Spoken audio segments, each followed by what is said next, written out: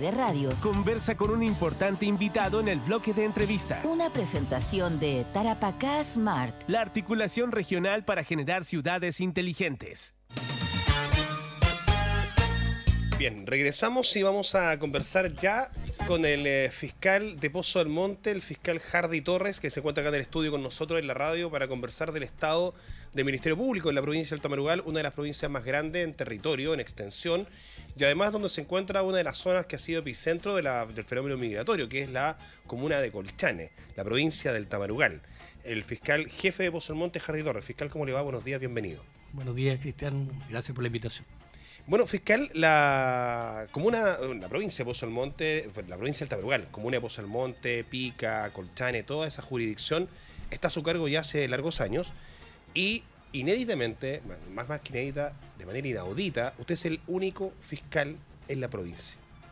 A pesar de que yo dije que es el territorio más grande, que tiene el epicentro de todo el fenómeno migratorio, usted es el único fiscal en toda la provincia. Bueno, sí, la verdad es que efectivamente soy el único y es la fiscalía más grande del país. Son más de 400 kilómetros a lo largo y desde la cordillera al mar, efectivamente. Pero esperamos que con el plan de fortalecimiento que se empieza a discutir ahora a mediados de año y además con algunas gestiones que está haciendo el fiscal nacional, ojalá en el corto tiempo podamos ya contar con más fiscales que puedan hacer que las investigaciones fluyan de mejor forma y con más rapidez que lo que la gente está esperando. De hecho, cuando usted sale de vacaciones o tomas días libres, ¿usted lo reemplaza un abogado, entiendo? Sí, un abogado asistente que trabaja conmigo. Él hace las labores de fiscal mientras yo no estoy. Ahora, en cuanto a causas, también, de alguna forma, proporcionalmente, también tiene una cantidad enorme de causas, si lo vemos desde el punto de vista de la población que tiene la provincia del Tamarugal. Efectivamente, la provincia, la Fiscalía del Tamarugal tiene un volumen aproximado de 5.000 causas al año. Y eso es, si no, la cifra más alta que un fiscal tiene en todo el país. Claro, insisto que de manera proporcional a la población, claro, porque la población del Tamarugal debe estar cerca de las 30.000 personas. Efectivamente. Bueno, Pozo Almonte, Pica, Colchane, Camiña y Huara son las comunas que comprenden la provincia del Tamarugal, que usted está bajo su jurisdicción. Y usted diariamente, o me imagino que varios días a la semana, tiene que recorrer extensos territorios para ir de un punto a otro, por ir a algunas causas, cuestiones en terreno, a veces esta reconstrucción de escena, en fin.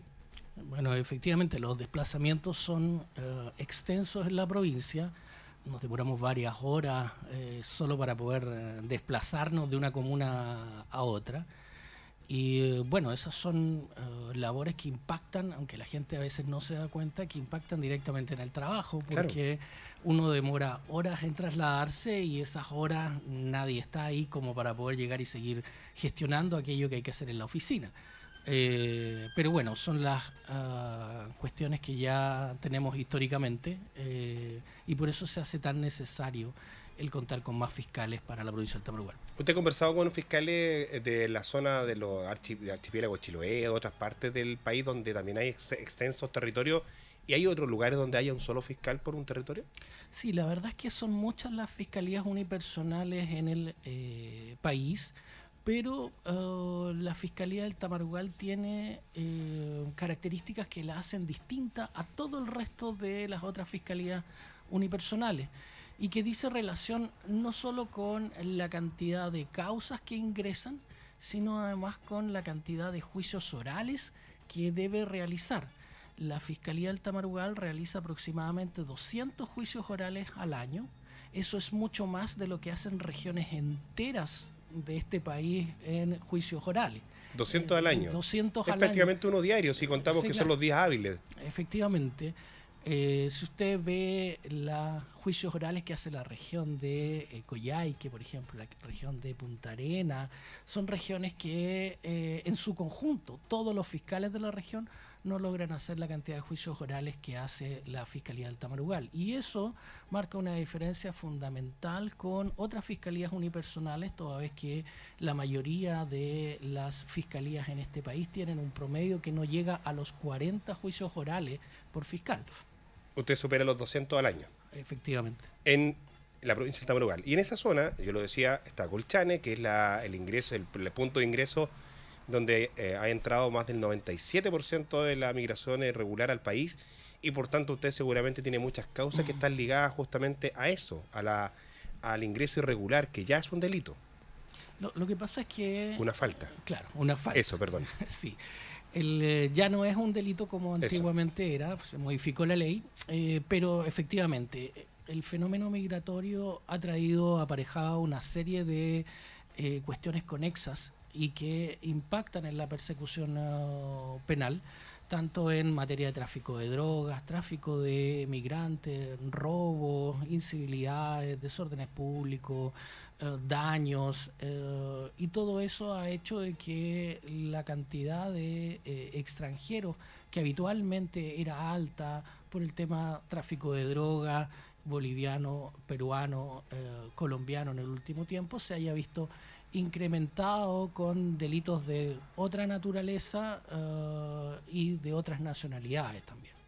Claro, porque muchos, no es que los migrantes sean en sí mismos delincuentes, sino más bien que el fenómeno que arrastra la migración arrastra también al crimen organizado, que se aprovecha de la condición de vulnerabilidad de cientos y miles de personas. Y en medio de todo este flujo migratorio se producen distintas situaciones que son carácter de delito. Tráfico de personas, tráfico de drogas, tráfico, contrabando. Se aprovechan del flujo o del ingreso de estos flujos para finalmente operar estas bandas criminales. En el Tamarugal, ¿cuáles son en cuanto a cantidad? ¿Esto es mayoritario? ¿Usted está todos los días viendo esto? Sí, o sea, la cantidad de extranjeros históricamente ha sido alta, pero en los últimos 5 o 6 años se ha venido incrementando notoriamente, y han aparecido fenómenos que, por ejemplo, antes no teníamos.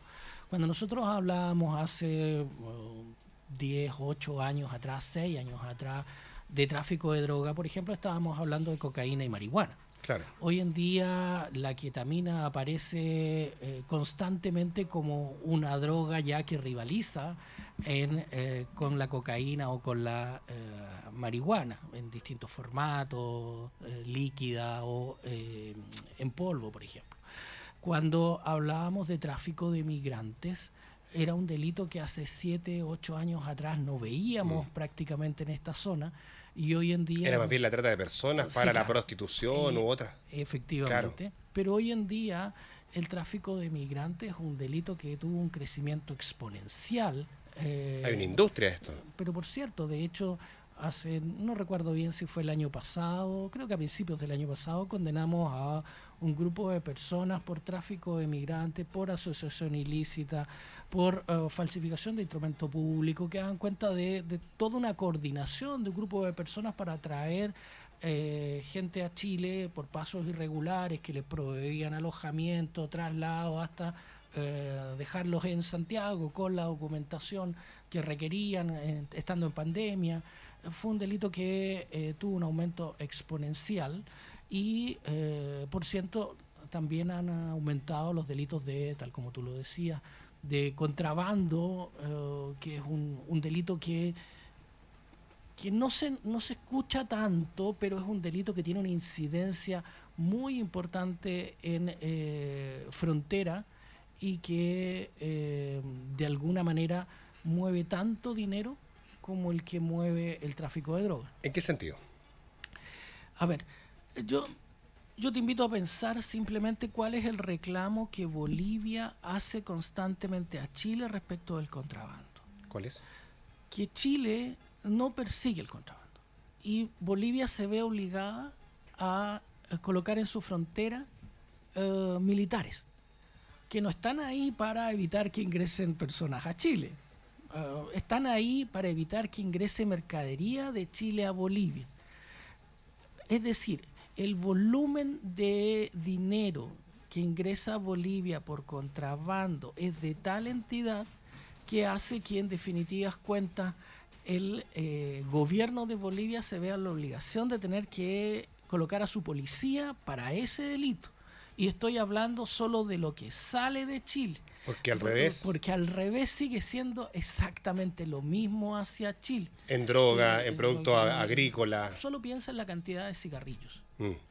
Son miles de millones de pesos en cigarrillos. Pero además el contrabando tiene incidencias tales como la seguridad agropecuaria y agroalimentaria de este país.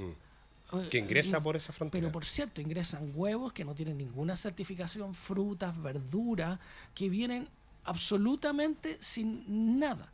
Y basta con que traigan una larva, por ejemplo, para que retornemos a cuestiones que probablemente los iquiqueños más antiguos recuerdan, cuando no podían pasar de la cuarta región con fruta. Claro. Y tenían que comérsela y eran prácticamente como lo de aquí es de aquí. Claro. Bueno, esos tiempos eran precisamente por este tipo de cuestiones. Hoy día el SAC tiene una férrea... Absolutamente, el SAC está muy preocupado, pero mientras el contrabando no sea un delito que se persiga de una manera legal distinta, creo que hay muchas posibilidades de que esto siga sucediendo. Y lo digo porque esto es un poco difícil que la gente lo entienda, pero hay delitos en los cuales una persona puede denunciar e inmediatamente los carabineros, la policía, el Ministerio Público ejecuta el accionar. Por ejemplo, no sé, si alguien ve que están golpeando a alguien, o que están matando a alguien, que están violando a alguien, o que están robando en una casa, basta una denuncia y el sistema se pone a disposición. Pero en el contrabando es un delito distinto, previa instancia particular, lo que significa que para poder movilizar el Estado, primero tiene que haber una denuncia de aduana. Y esa denuncia la ley le da un plazo de 3 años. Entonces, por eso es que siempre que ven delitos de contrabando, la persona se va en libertad. Y en esta legislación nueva que se ha ido aprobando durante la última semana, que hemos tenido harta legislación nueva, imagino que usted está estudiando ahí esa nueva legislación, porque estamos hablando de ley para los delitos de cuello y corbata, estamos hablando de la ley de narcotráfico, que contra los narcotraficantes. Entonces hay leyes nuevas. ¿Dentro de estas leyes nuevas no calza lo del contrabando todavía? No, no calza. ¿Y no está en discusión tampoco? No, tampoco está en discusión. Es algo que yo lo he dicho muchas veces, probablemente. ¿Se ha planteado los parlamentarios? Sí, yo las veces que he conversado con algunos parlamentarios que han ido al Tamarugal, he hecho ver desde mi perspectiva, quizás hay otras opiniones absolutamente válidas, pero desde mi perspectiva el contrabando debería ser un delito de acción penal pública, es decir, cuando Carabineros detiene, la Fiscalía debería poder ejecutar la acción penal inmediatamente, pasar a control de detención a esa persona. Por oficio. Sin necesidad. Actuar por oficio. Claro, sin necesidad de las denuncias de tener aduanas. Que esperar una denuncia de aduana que cuando estos hechos están sucediendo todavía ni siquiera se entera de esta situación y tiene 3 años como para dárselo. Entonces sucede que muchas veces después de varios meses, 1 año o más incluso, puede llegar una denuncia respecto a un extranjero que ni siquiera sabemos dónde está. Y estas bandas, porque son bandas, no son personas unitarias, sino son bandas, estas bandas saben que eso es así, que la legislación les permite de alguna forma que es más permeable, y operan de esta manera. Pero por cierto, o sea, las rutas del contrabando y las rutas del narcotráfico son muy similares, son básicamente las mismas, y una persona que sorprendida transportando droga va a quedar detenida, va a pasar a control de detención y probablemente en prisión preventiva, y una persona con, no sé, 1000 pacas de cigarrillo, que son equivalentes al dinero que va a ganar un traficante de droga, va a quedar en libertad y se va para su casa. Y si es extranjero, se va a volver a su país. Es más negocio entrar con cigarrillo, contrabando, porque puedes quedar en libertad. Absolutamente. Ahora, los pasos no habilitados, esto por donde ingresa el contrabando, ingresa la droga, ingresan también armas, ¿no? Sí, claro, hemos encontrado armas, granadas, hemos encontrado armas desarmadas, partes que llevan algunos, otras partes otros. Claro, los pasos no habilitados no solo sirven para que ingresen personas de manera irregular, sino que todo tipo de delitos asociados a la cantidad de personas que ingresan ahí. Conversamos con el fiscal de Pozo Almonte, el fiscal Hardy Torres, a cargo de la provincia del Tamarugal en cuanto a la investigación y la persecución de delitos. En la situación, entonces, en cuanto, si tuviéramos que hacer un ranking de los delitos que lo está investigando la Fiscalía de Pozo Almonte, usted y su equipo, ¿está el contrabando de los primeros? Sí, claro. De hecho, tenemos en la Fiscalía un plan especial que hemos desarrollado en conjunto con Aduana, precisamente para tratar de investigar de manera rápida y ojalá de la manera más eficiente estos delitos, porque son muchos, pero además con montos de dinero muy altos. O sea, es mucho el dinero que implica para un contrabandista o para una agrupación que se dedica a este tipo de delitos, el que no se persiga de manera eficiente. En cantidad de personas hoy día que se encuentran procesados, ¿o cuántos procesos usted tiene por contrabando abiertos? Yo puedo señalar que, por ejemplo, solo en querellas de aduana tenemos alrededor de 300 querellas, pero eso no considera las denuncias que todavía no llegan el parte policial. Claro. Entonces, yo calculo que cerca de 500 juicios abiertos, no en total, son los que todavía están abiertos.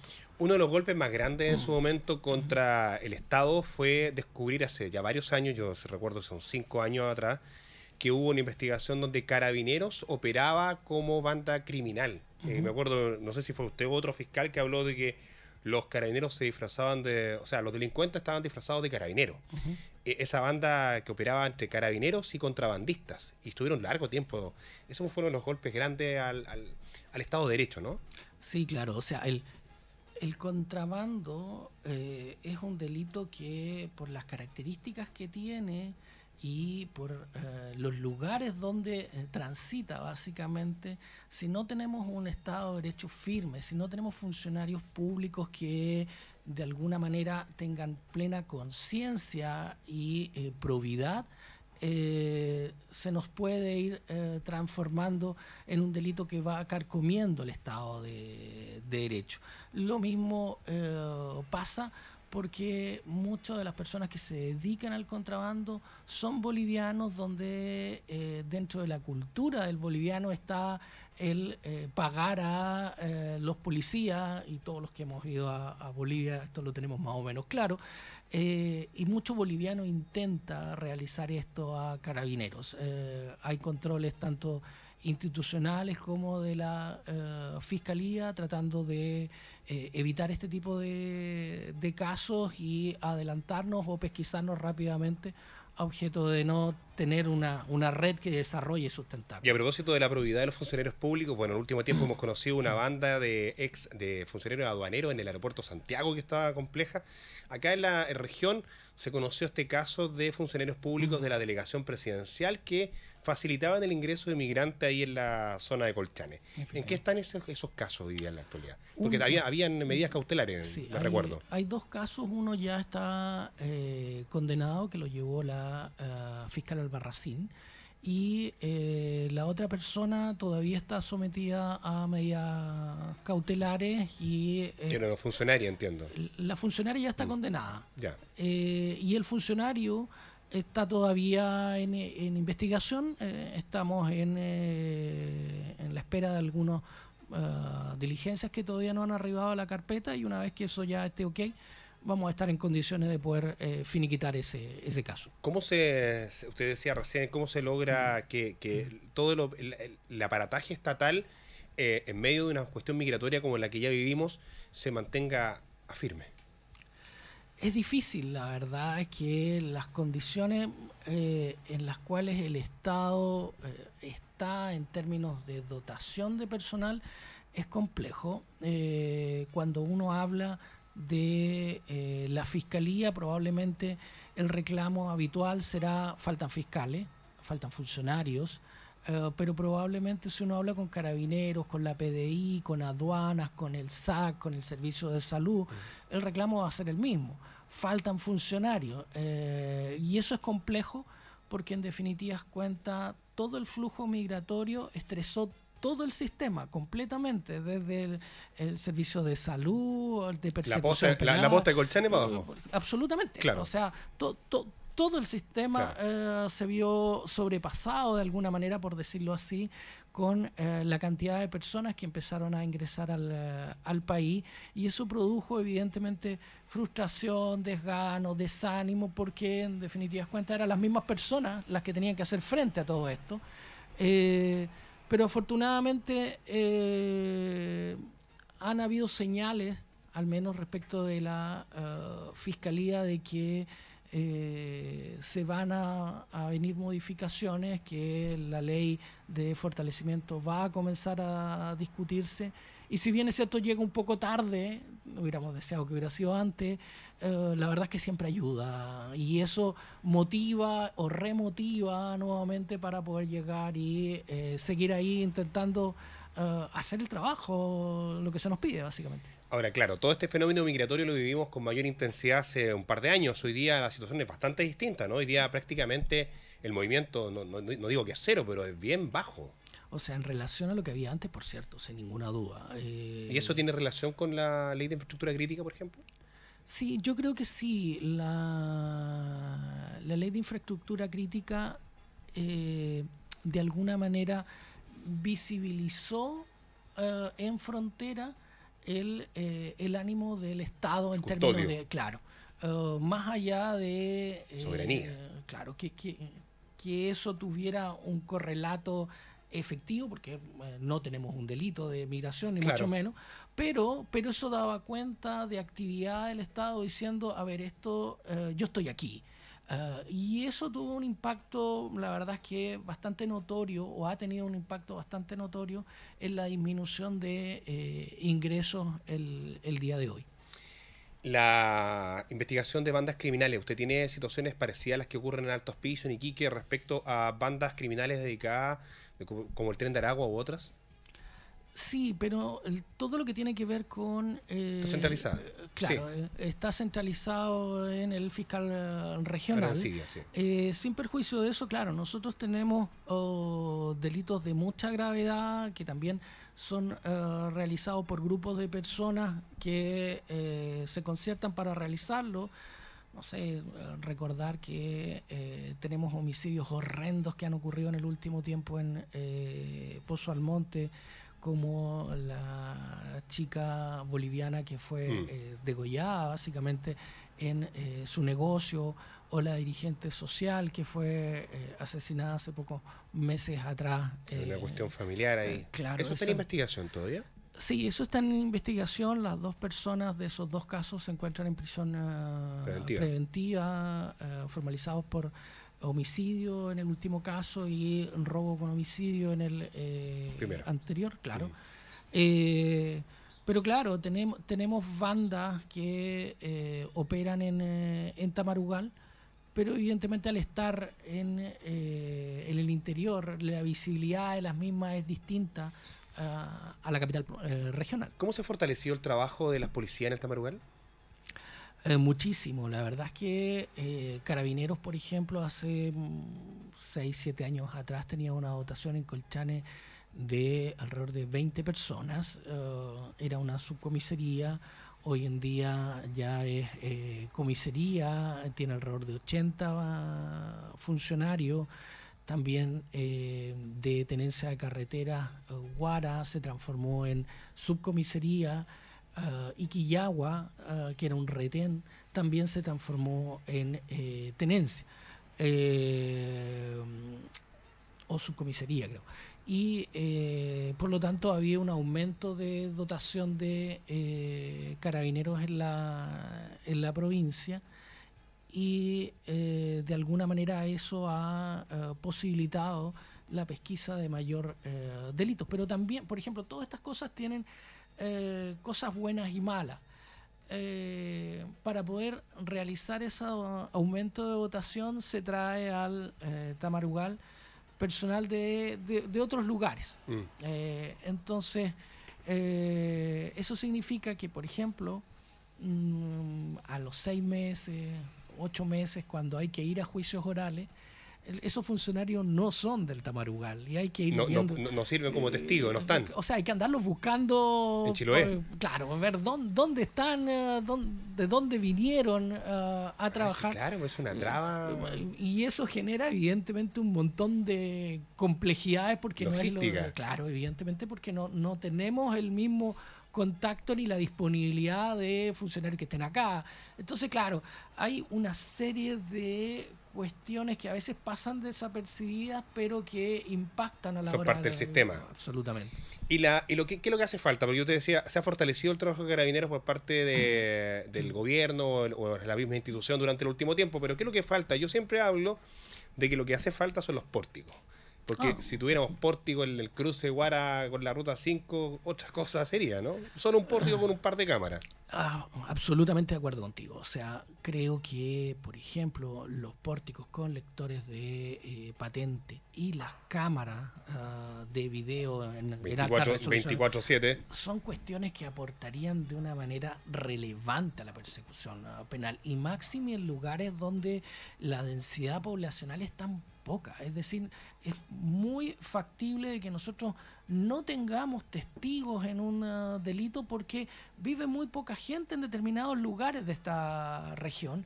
Entonces, en la medida que nosotros contemos con elementos de prueba, aunque sean indiciarios, el tránsito del vehículo por el lugar, la hora en el que se desplaza, pueden marcar la diferencia a la hora de probar o no un delito. Estoy absolutamente de acuerdo contigo y desde... ¿Y por qué cree usted que no se han comprado? Yo no sé si llevo 4 o 5 años hablando de los pórticos. ¿En qué momento alguien no los ve? Lo que veo yo no lo ve usted. ¿Cómo no se nota eso? Yo creo que simplemente las prioridades de las municipalidades probablemente están por otro lado, del Ministerio de Obras Públicas irán por otros lados, probablemente hay prioridades que uno desconoce, no lo sé, pero el fenómeno migratorio no tiene un año, tiene 3, casi 4. No, por cierto, o sea, desde mi perspectiva debería ser algo prioritario, pero desconozco por qué las autoridades pertinentes no lo relevan y lo colocan ahí. Se están metiéndose todos los días al patio de mi casa, por la parte de atrás del patio. Oye, ya sabes que pongamos una cámara, después pongamos alambre de púa, hacemos algo, ¿no? Claro. Sería ideal. Es como la lógica.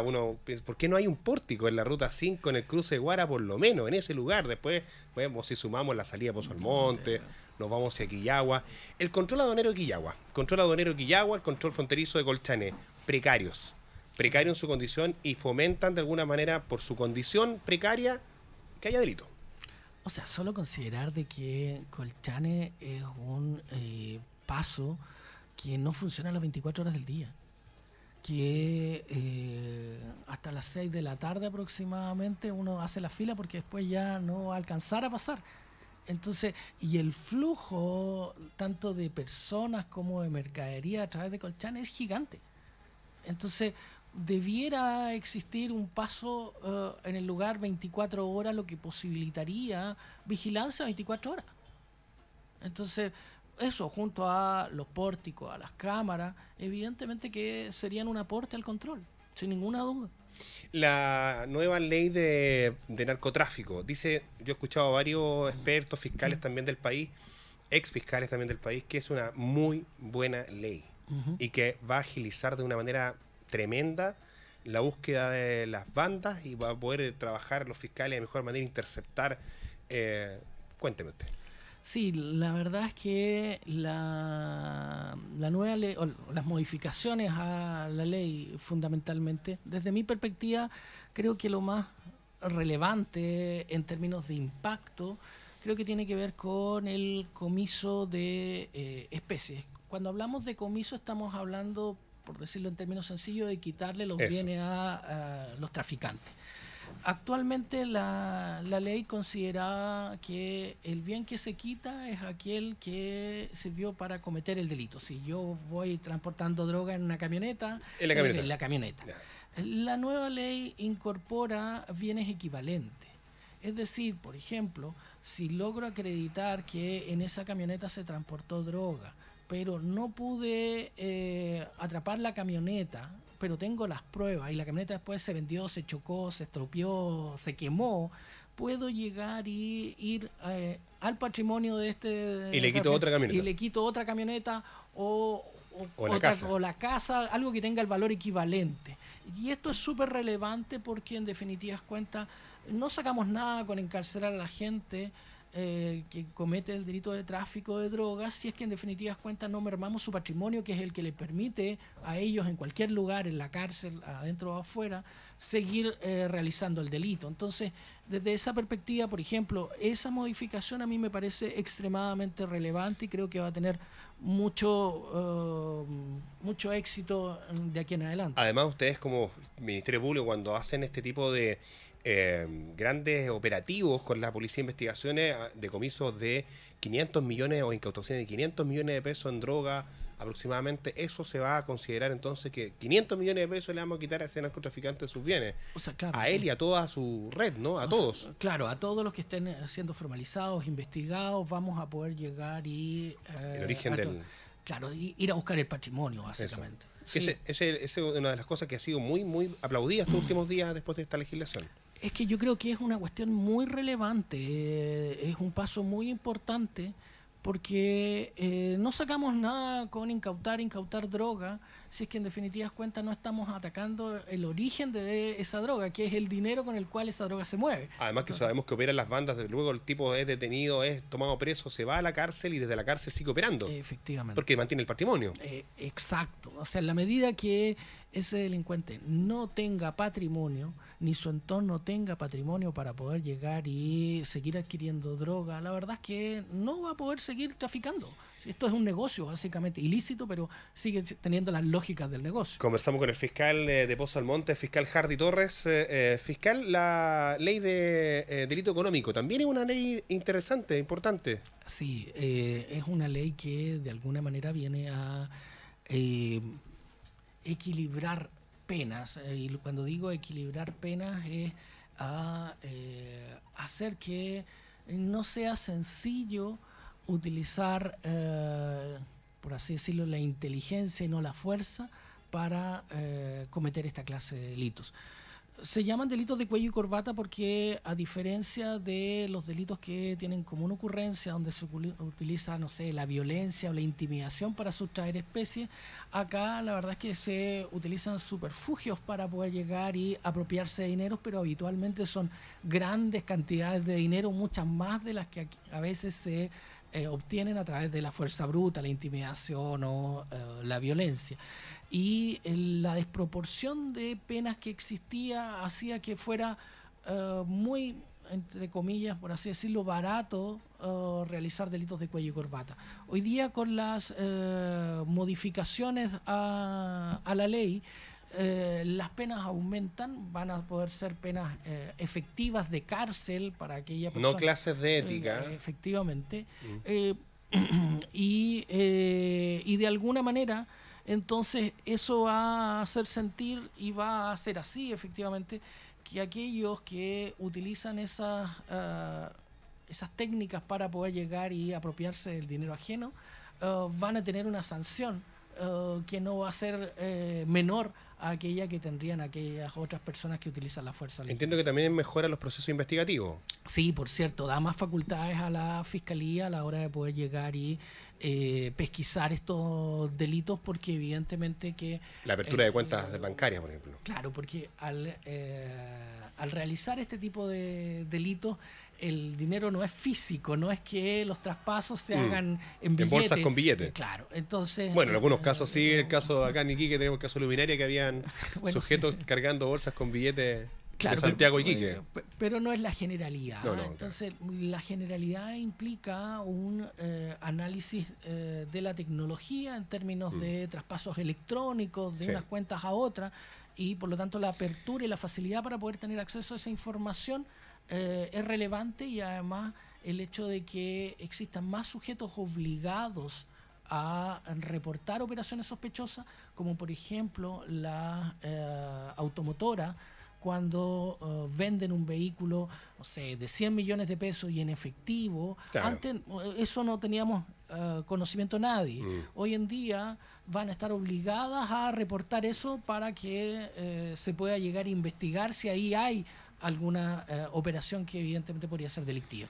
¿Qué delitos de cuello y corbata está investigando la Fiscalía de Pozo Almonte? Tenemos muchísimos delitos económicos, delitos que van asociados a estafas masivas, delitos que dicen relación con bandas que se dedican a, de alguna manera, a través de ventas ficticias, traspasar terrenos a distintas personas que quieren tener un terreno en la Huayca, cerca de La Tirana, sí, cerca de Pica. Terrenos inexistentes. Terrenos inexistentes y a veces terrenos que no son ni siquiera de propiedad de quien dice que son. Claro, son del fisco en muchos casos. Por lo tanto hay harto. Lo que pasa es que son delitos complejos de investigar, son delitos donde se investigan habitualmente con la Policía de Investigaciones, pero tenemos una sola unidad en la Policía de Investigaciones con poquitos funcionarios y evidentemente que hay casos de mucha relevancia, como por ejemplo el caso Luminaria, que concentran mucho de los recursos disponibles, que son escasos, para poder sacarlos adelante, y eso haciendo que delitos más chiquititos, pero que pueden ser más masivos, tengan un retraso importante. ¿Hay causas abiertas todavía de los delitos electorales del Tamarugal? Me acuerdo de los acarreos que había en las elecciones antes, y donde algunos alcaldes elegidos, otros que fueron candidatos solamente quedaron. ¿En qué quedaron esos casos? ¿Hay alguno abierto? No, entiendo que ya no hay abiertos. Hicimos muchas suspensiones condicionales del procedimiento en esos casos. Ahí se combinan dos cosas. Hay desconocimiento por parte de mucha gente respecto de las consecuencias y los requisitos que se requieren para poder llegar y cambiarse de circunscripción electoral. Mucha gente piensa simplemente porque tiene un amigo, por ejemplo, o porque tiene un conocido, o porque es amigo de un amigo, yo puedo cambiarme de circunscripción electoral y dar un domicilio cualquiera, camilla sin número, y y está todo bien. Y hay otros, evidentemente, que ya no es de manera porque son amigos, porque son conocidos, sino que literalmente van a buscar gente que quiera llegar a ir a votar a otro lugar. Ya, con las modificaciones al padrón y con la votación obligatoria cambia. Sí, cambia. Bien, pues ahora se viene lo que es La Tirana, y seguramente vamos a tener ahí nuevamente, porque aumenta, claro, los flujos de gente, ya sea migración, las fiestas, los carnavales, los recitales, la fiesta de La Tirana, porque finalmente es una festividad religiosa, congrega a mucha gente, y eso también suma que la gente tome más agua, que se generen problemas con el agua potable, pero también se generan delitos. ¿Sí? Efectivamente. Y ahí aumenta la carga laboral a la Fiscalía. Julio históricamente ha sido el mes más complejo de la Fiscalía del Tamarugal. Evidentemente que la fiesta de La Tirana también tiene externalidades negativas, sin duda. Son 250.000 personas que se concentran en el poblado, y evidentemente que eso genera peleas, gente conduciendo en estado de ebriedad, amenaza, robos, hurto, una serie de microtráfico, una serie de externalidades que impactan en la persecución penal. Y bueno, ya nos estamos preparando, ya sabemos y hemos escuchado de que van a ir todos los bailes, que van a hacer una fiesta con todo la de este año, y por lo tanto ya... Toda la gente que no fue estos 3 años 3 veces. Claro. Aproximadamente. Por lo tanto ya nos estamos haciendo el ánimo para... El fiscal Hardy Torres, fiscal jefe de la Fiscalía en Pozo Almonte, fiscal que queda por decir, ¿qué le queda decir a la población, a la ciudadanía? Bueno, yo quiero primero señalar de que se necesitan más fiscales, no solo en la provincia del Tamarugal, sino que en esta región, en todas las fiscalías de esta región necesitan ayuda, y cuando digo ayuda me refiero a mayores cantidades fiscales para poder asumir las cargas de trabajo que tenemos. Datos que son duros. En esta región hay 36.000 causas al año aproximadamente. 14 personas llevan el 99,9% de esas 36.000 causas. 14 personas. Si uno divide eso, se da cuenta de que el fiscal necesita escasos minutos para poder llegar y leer una carpeta. Y eso no es ni bueno, ni sano, ni nos permite hacer investigaciones relevantes, oportunas, como la gente necesita. Esos 14 fiscales escasamente logran ir a audiencias que parten a las 8:30 de la mañana y terminan a las 4 o 5 de la tarde. ¿A qué hora investigamos? ¿A qué hora atendemos a la gente? Cuando alguien quiere preguntar por su causa y quiere hablar con el fiscal, ¿a qué hora lo atendemos? Entonces, se requiere una inyección importante de fiscales en esta región, y no porque no queramos hacer nuestro trabajo, porque necesitamos tener más fiscales para que primero la gente tenga mayor conocimiento de qué es lo que está pasando con sus causas, siquiera para poder llegar a informarles, siquiera para que ellos puedan tener un contacto con el fiscal antes de ir al juicio. Y lo último, que a la autoridad, porque hablábamos de estos pórticos que son tan necesarios, ¿qué debiera hacer la autoridad? Bueno, me uno a ti, o sea, un llamado a la autoridad. Guara es el punto neurálgico. Hagamos un cartelito los dos y vamos sí, sin duda, y lo colocamos en Guara. Claro. Guara es el punto neurálgico de esta región. Todo lo que viene del norte pasa por Guara, todo lo que viene de frontera pasa por Guara. La instalación de un pórtico, la instalación de cámaras de seguridad con alta resolución, sin duda impactaría enormemente y positivamente en la persecución penal. Porque así ya lo que era tenencia ahí, ahora ya entiendo que subió a subcomisaría. Subcomisaría, eso. Ya pues, fiscal Harry Torres, gracias por la conversación, que esté muy bien. Gracias por la invitación. Chao, buenos días. Hasta luego.